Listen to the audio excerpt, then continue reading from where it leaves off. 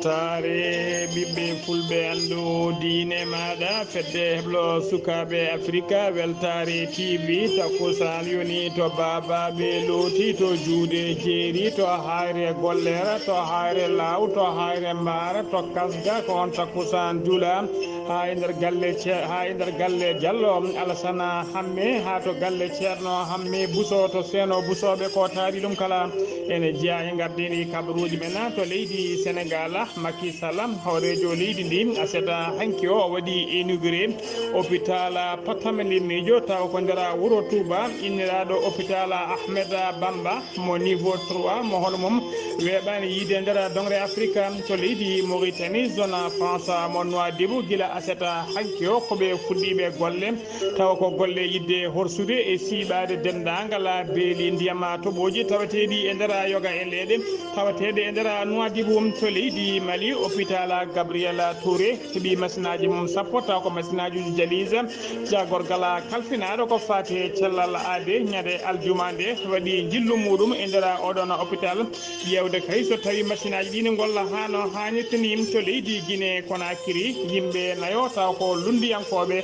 gana ɓurnoɓe lundade laamu Alpha Condé fiyaɓe catal bitegal FNDC dongnoɓe ne moltoyno caggal leydi aseta hanki o ɓe garti nder Conakry ɓe jaɓɓama jaɓɓugal paydugal no feewi to leydi Algérie ko aleta hande o biyetenoɗo Abdel Aziz Bouteflika mennoɗo wonde hoolejo leydi ndi ko aseta hande o wirna to Guénale Ela Avia e nder nokku to wiyete Carré des Martyrs bisimilla mone ketki hotondirte joni jañoɗen.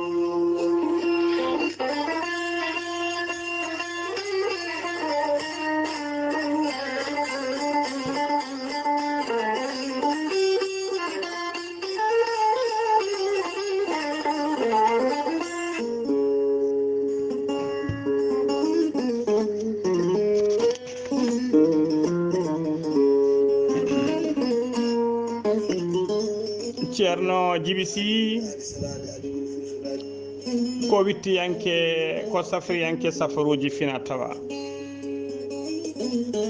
Ceerno Djiby Sy ko jaadindo ɓalawal e danwal kala Ceerno Djiby Sy ko bawɗo listihara moƴƴuɗol longal joom istinjaba ha timmi Ceerno Djiby Sy ne safra rafiji kewɗi ɗi jiida cirol omo safra rewɓe wonduɓe kista fibrome dogam sita ronkuɓe sowade e ronkuɓe darorede kala Ceerno Djiby Sy ne yawrani ɓen rewɓe sattoraɓe dewle omo yawrani kadi ɓen weddaɓe korte wonduɓe dabaruji e baɗane kala omo yawi ittuɗum ha soro ladde Ceerno Djiby Sy ne safra dendagal rafiji worɓe no mbawi fodde foof Ceerno Djiby Sy ene jogui leɗɗe e fannuji ɗiɗi hen fannu goto sa ƴetti leɗɗe makko fodde 13 rafine yalta e ma haalama fannu goɗɗo so tawi a ƴettiɗen leɗɗe fodde 19 rafine yalta e ma haalaba Ceerno Djiby Sy ene andina kilineɓe mum kadi o heeɓi leɗɗe kese pulla siroji pewnaɗi bawɗi neldede kala leydi e kala continent mo neɗɗo woni Ceerno Djiby Sy ko labɗo reedu malaɗo wune so tawi o yennama ka miskine Allah o safruma ha mbiya wen tawa hay mbuɗa yoɓani so wona wonduɓe rafiji ɗiɗi woni mo seydineji bakliti hoore mum ha haɓɓa walla tawa ko on janowo ɓorgal Ceerno Djiby Sy ne wiya dendagal keɗineɓe mum noddoɓe kala saaha ene donka hebdemo yo mbaɗ insisté tan wona salade mataw ko hewrede Ceerno Djiby Sy ene jogui base mum e pharmacie mum to leydi Mali to Nioro ene tawi toon miñi ko ene wiye Ceerno Samba Sy numéro téléphone mum ko 00 223 90 22 94 71 Ceerno Djiby Sy kañum ene tawi nder leydi Mauritanie to Nouakchott to legal bitegal Nettek sara jeere Nettek dendagal chauffeur e nder Nouakchott mo mbiɗa yo holle cabinet Ceerno Djiby Sy foof ma adde hano hannirtini Ceerno Djiby Sy numéro mum téléphone ko 47 22 80 84 omo wiya kadi musidɓe tedduɓe dendagal bandiraɓe kala jiɗɗo waddanede listihara ɗaccata ko inde maɗa inde nene maɗa so ari o haalanma ha cikka ko nder ɓerde ma o huuɗi ceerno Djiby Sy komo Allah luɓiri hande gandal ɗum noon mbaɗɗen dando faade makko. kettode kaburuji mon e demgal pula Afrique, Asie, Europe, Amérique, Moyen-Orient, Océanie.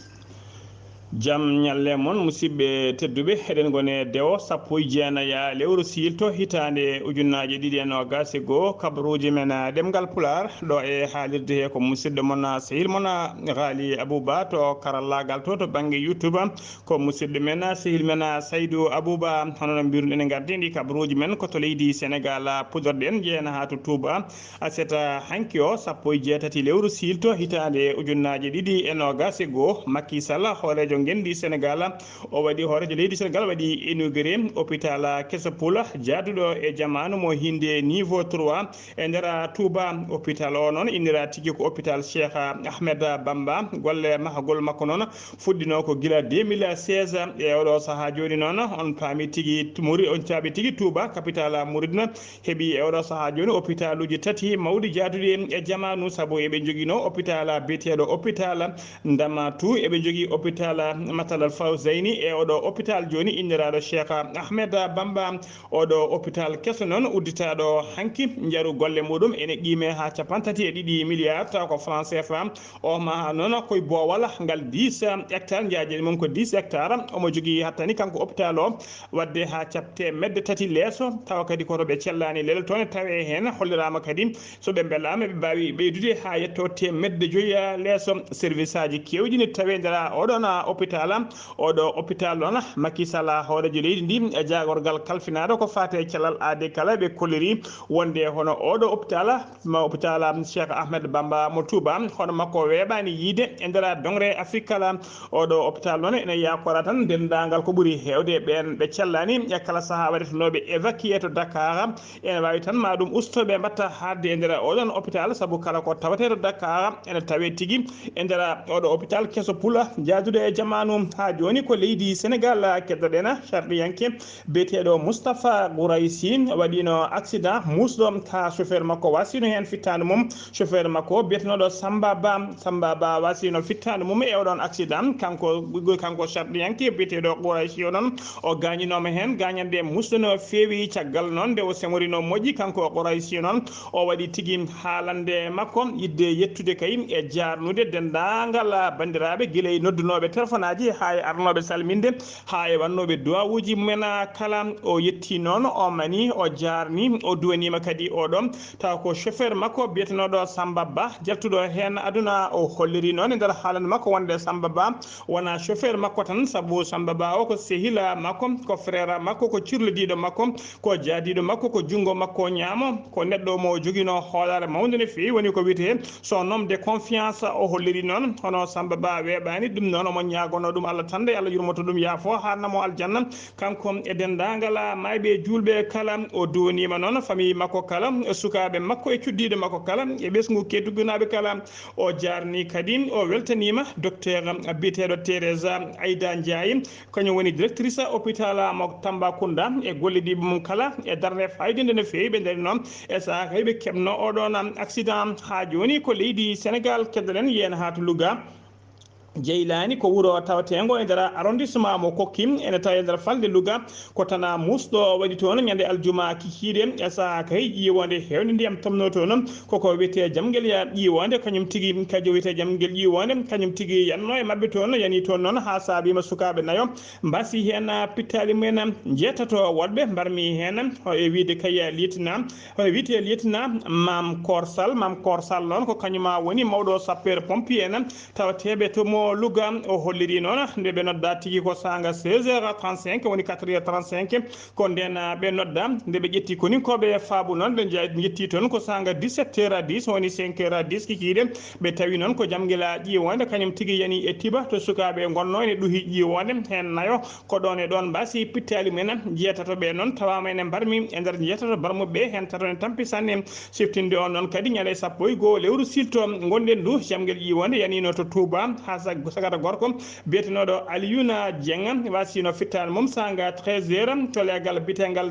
jeero to legal bitegal Darou Karima koye nder golle guesa makko wonno ko toon jamguel ƴiwonde guel tawnoma yoɓi fittadu makko ha joni ko leydi Sénégal keddoɗen ñande aljuma binnuɗo o hoorejo leydi Sénégal hono Macky Sall heeɓi ɓattake bindaɗo ummorade e nanɗo makko sehil makko Azimi Koïta hoorejo leydi Mali addi ɓattake o noon koto addi ɓattake oto palais présidentiel ko biyeteɗo Abdoulaye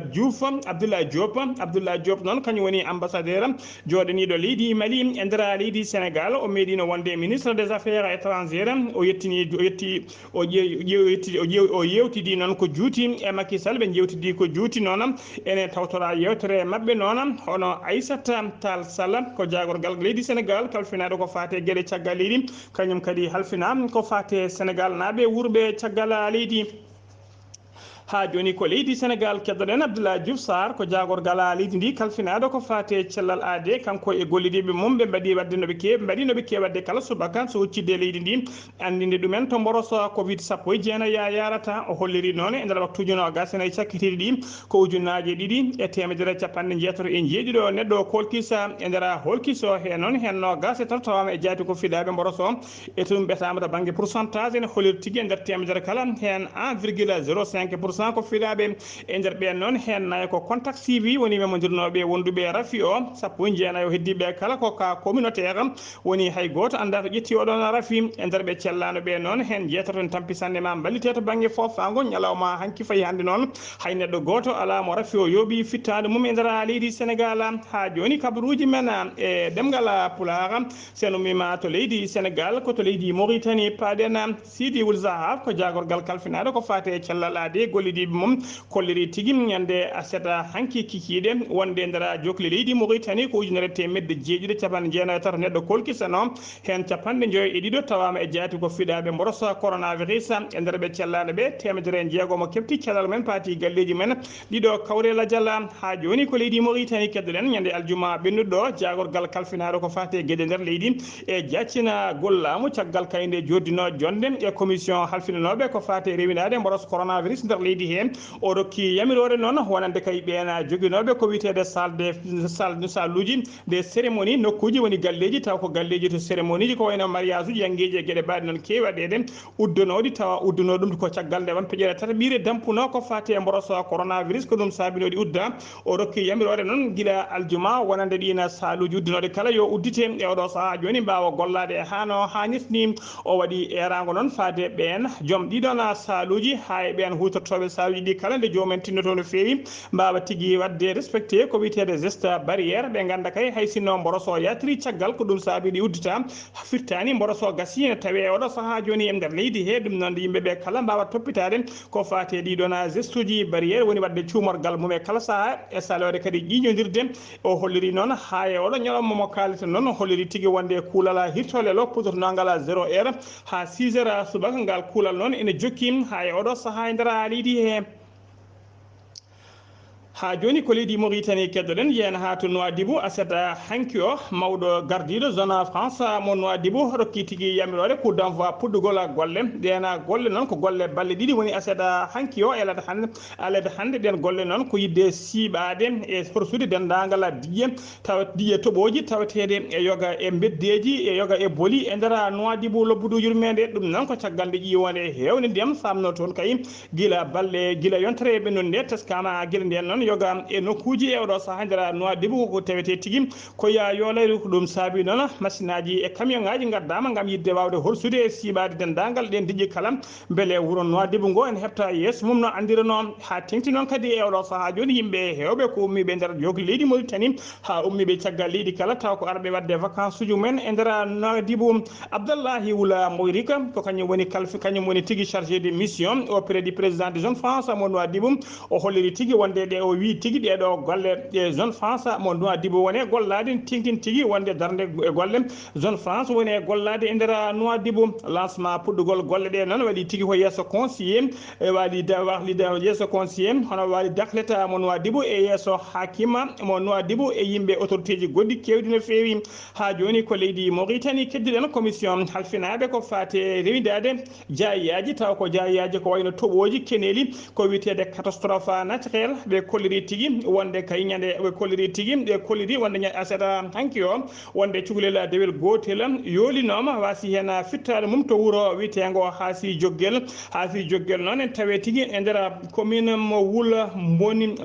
Bonni ene tawe nder Fande Sehil Babi e nder région mo Guidimara ɓe kolliri kadi caaleje kewɗe mbaraji kewɗe caaleje kewɗe jani e nder yoga e nokkuji ko wayno Abdela Bagourou ha to wiyete Agorata ha to wiyete Hammoudou ha to Lixeba kala teskama caaleje kewɗe jani toon ha joni ko leydi Mauritanie keddoɗen aseta hanki o sappo jeetati lewru silto hitande ujunnaji ɗiɗi e nogas e goho Mohamed Cheikh El Ghazouani hoorejo gendi Mauritanie o waɗi tigui ɓatake makko yettinde duwawuji fade kayi e nanɗo makko sehil makko biteɗo Abdallah Majid Tebboune hoorejo leydi Algérie ɗum noon ko caggal jaltugol aduna ñande aljuma ɓennuɗo mennoɗo wonde hoorejo leydi Algérie biyetenoɗo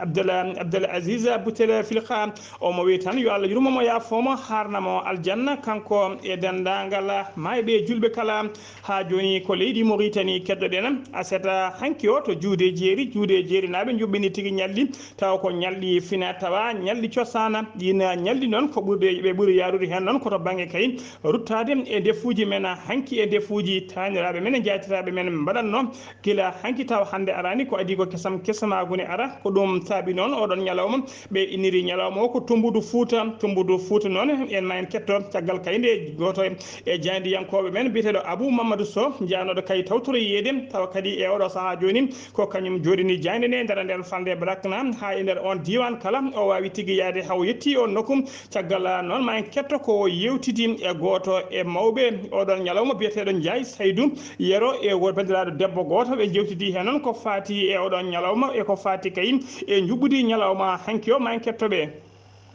kala ko yiya wonko jeeyi sababu muɗum gonga minen kam komin yimɓe cosaniyankoɓe tan kono noon ngolɗo lawol kam ɗum ɗo koye inde ko wiyete Gemil international fedde wotere de Genève de Suisse e tawde e appuyade e ADB de juude jaaɓi e Belel association Belel juude mo Mauritanie waɗeɗo pelle ndendi jogui programme Gemil o eɓe wonande guure wonɗen ene célébratno ɗum hitande foof minen kam hikka woni la première fois komin célèbre ɗum donc ɗum ɗo wiyete ko Tumbuɗo Fouta ko ñamele ganni holko wuurano hanki ade kesamago nadde Fouta hande noon addi min ko darni min ko yidde exécuté programme mo Gemil international yamiri o mo association ngaji bereteɗi e APT jaɓiri o par ce que hikka min naati hen woni ko ɗum woni ko jiiɗa weejoji hollago ɗo ngo dendagal ñamele ñametenoɗe hanki e Fouta guila kesamago arani ko ɗum ɗo woni ko weejaɗo hande ko ñalawma fina tawa ko ñalawma aada cosaan hande ko ñalawma ganni garugol Ndiaye Saydou yero ɗo e juude jeeri garugol Ndiaye Adama Mba Sow e Ousmane Malal Sy hande ɗo ko ñalawma moƴƴo malaɗo ñalawma kadi mo weeɓani hande sabama gonɗen ɗon hande ko ñalawma fina tawa yiɗi guine ma guila ñamele ɗe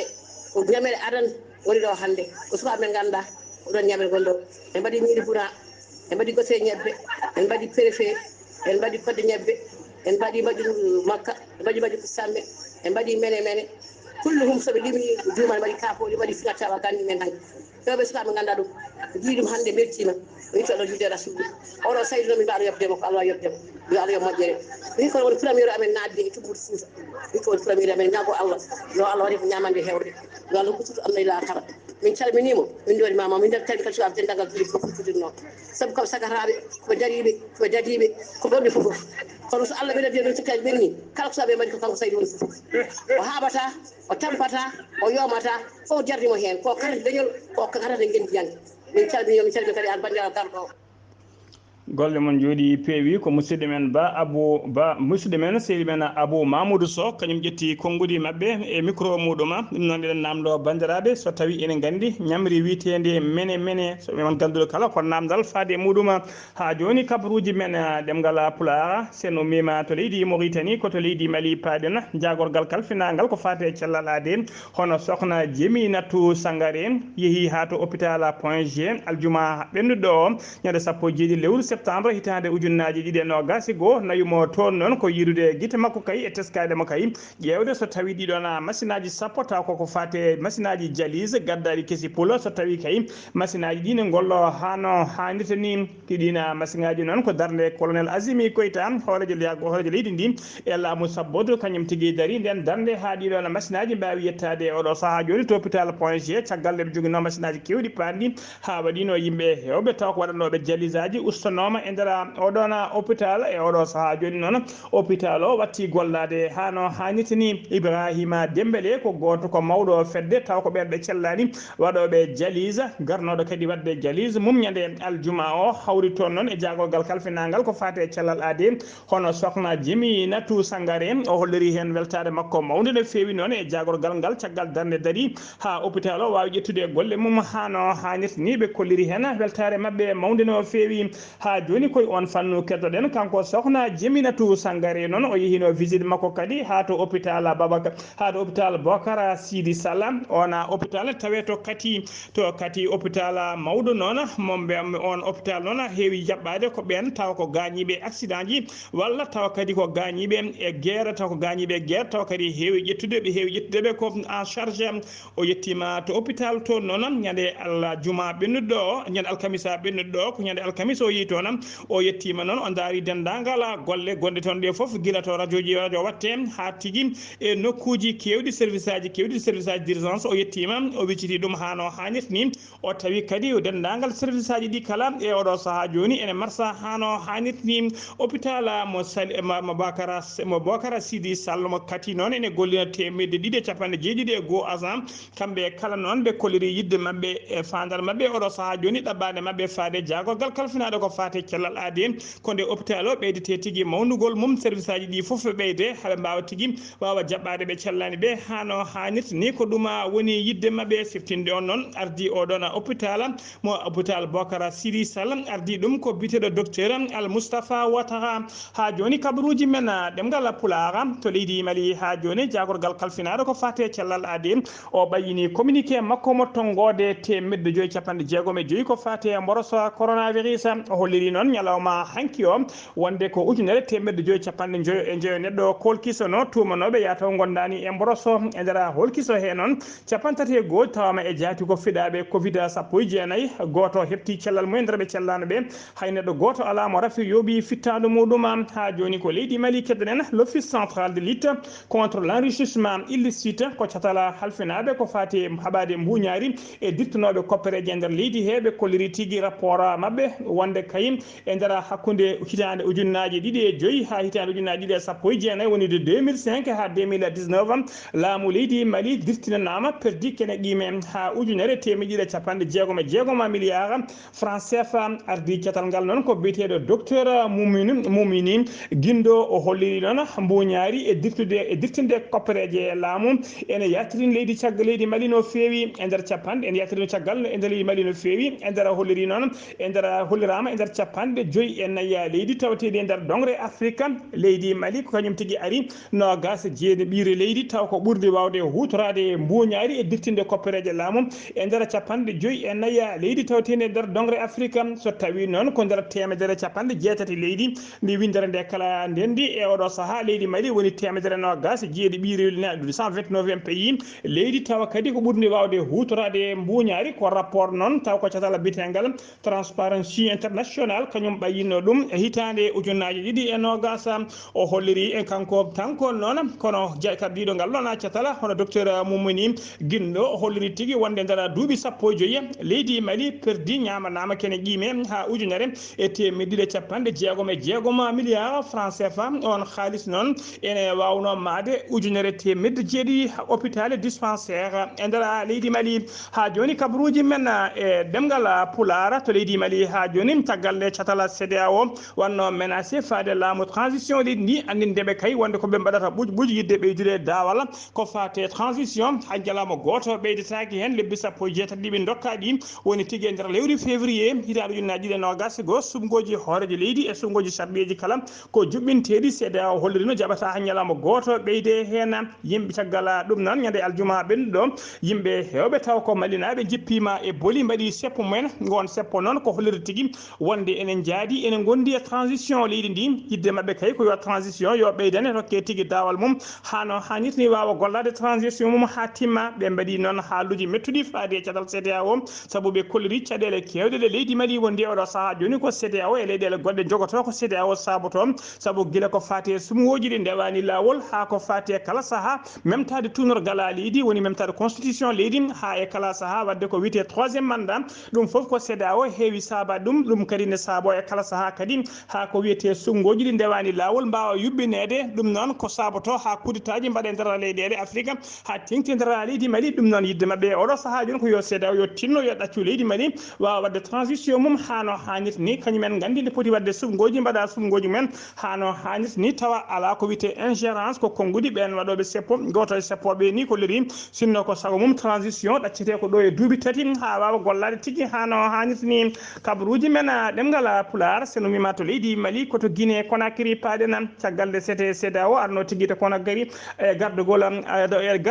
nana Akufo Addo ko hoorejo leydi Ghana ko kañum kadi woni hoorejo catala CEDEAO mo arduno e oɗon biteɗo Alassane Dramani Ouattara ko hoorejo leydi Côte d'Ivoire e seti timmuɗo ɓe mbawino tigui ɓe mbawi yoddade e Alpha Condé pollaɗo e jappere laamu oɗo saaha joni dumbaɗo e nder nokku taw ko nokku secret ɓe mbawi joddade e makko noon ɓe mbawi kadi joddade ardiɓe transition hollirde tigui wonde yidde CEDEAO ko namdiɓe kay ko ɗo e lebbi jeegom yataw sumgoji hoorejo leydi e sumgoji sarɗiji kala mbaɗama laamu ngu arta e juuɗe civil en ɓe kolliri kadi wonde dendagal noon dendagal ɓen ardimon jeeyaɓe dendagal ɓen jitadiɓe jeeyaɓe CNDR woni tigui dirguiɗeɓe laamu Alpha Condé kamɓe kala e oɗo saaha joni CEDEAO koko haaɗiɓe yaltude leydi ndi ɓe koɗɗo kallirama kadi dendagal compte uji banque uji mabɓe kala koko waɗa gelé haydara hen ala koɓe mbawi tirade yaltinde ɗen koppereje caggal ɗum noon ɓenɓe kamɓe catala SNDR ɓe mbaɗi conférence mabɓe de presse tawa kadi yuɓɓini conférence o ko colonel Amara Camara ko kañum woni porte parole woni joguiɗo konngol kamɓe dadiɓe ɓe hinde CNDR ardiɓe leydi ndi e oɗo saaha joni o holliri noon ko fati alhaali Alpha Condé nder conférence he wonde Alassane Dramani Ouattara e oɗon Nana Akufo foof mbawi yettade Alassane ɓe mbawi yettade Alpha Condé ɓe jii Alpha Condé ɓe tawi tigui Alpha Condé ene wone jaam ene woni kisala muɗum ko fati noon so tawi ko fati jaltugol Alpha Condé leydi ndi nawede leyɗele goɗɗe ɓe kolliri tigui ɗum noon laamu ngu oɗo saaha koko sali ha soori ladde ɓe mbi Alpha Condé koye leydi he woni koye leydi he heddoto hay nokku ala to yahata ko fati noon eko transition koɓe kaali lebbi jeegom o holliri tigui wonde lebbi jeegom so tawi ne haaɗi ɗon walla hattake ɗon ɗum ko guinenaɓe kañumen e koye mumen ko kañumen ƴewata ko moƴƴi e mumen ko kañumen mbaɗata saabu e oɗo saaha joni noon CNDR woni tigui koko wiyete concertation nationale woni ko yidde yurnitade dendagal to caɗele ɗe goni ɓe jiiɗa heñorade ko fate sumgoji guila goɗɗum yaltude hen so tawi noon koko fate wiyede ɓe jaltata leydi ndi o holliri e nder conférence he wonde kamɓe koɓe militaire uji koɓe dadiɓe haaju mabɓe hewani caggal leydi kamɓe golle mabɓe ko nder leydi he haɗede ɓe yaltudeɓe ɗum noon way kono bula waye hammeni so tawi noon koko fati kay e compte banque uji mabɓe ko udda o holliri kadi e nder conférence he wonde compte banque uji mabɓe uddede ɗum haydara ala ko haɗata golle mabɓe mabɓe yaade saabu compte uji mabɓe ene famɗini ko woni hen saka ɗum ene dillina alhaaliji mabɓe ko fati noon so tawi noon koko fati e ko fati organigramme ɓe namdinoma journaliste namdi ko fati organigramme e lelgo ko fati e lelgo juɓɓudi CND noon o holliri ɗum noon ɓooyata maɓe mbawa hebde cimtol woni tigui doggol organigramme o liggo organigramme o lelori ɓe namdi o hollirama noon conférence o ko minute aji nogas tan waɗi kadi ko jaydiyankoɓe nayo tan kewi namdademo question ngaji ha joni ko leydi Guinée keddoɗen aseta hanki 17 septembre hitande ujunnaji 2021 sagataɓe nayo jeeyaɓe FNDC woni Front National pour la défense de la constitution tawi kadi koye ɓurnoɓe salade e lundade laamu Alpha Condé salinoɓe memtugol tunorgal leydi ndi salinoɓe kadi ko fate 3e mandat Alpha Condé dognoɓe ne moltoyi caggal leydi kamɓe noon ɓe mbawi artude nder leydi mabɓe aseta hanki o ɓe jaɓɓama toon jaɓɓugal paydungal no fewi ɓen nayo noon ɓen goni oɗo Ibrahima Diallo e goɗɗo ne wiye Sékou Koundiouno ko Sékou Koundiouno e goɗɗo ene wiye ko rappeur woni Djima Okkelme ene wiye Diani Alpha e goɗɗo ko blogueur woni journaliste kutorɗo réseaux sociaux ji biteɗo Fodé Sanikaye Koyate ɓeɗo kala ko dognoɓe ne moltino caggal leydi e oɗo saaha joni noon caggal nde laamu Alpha Condé derguita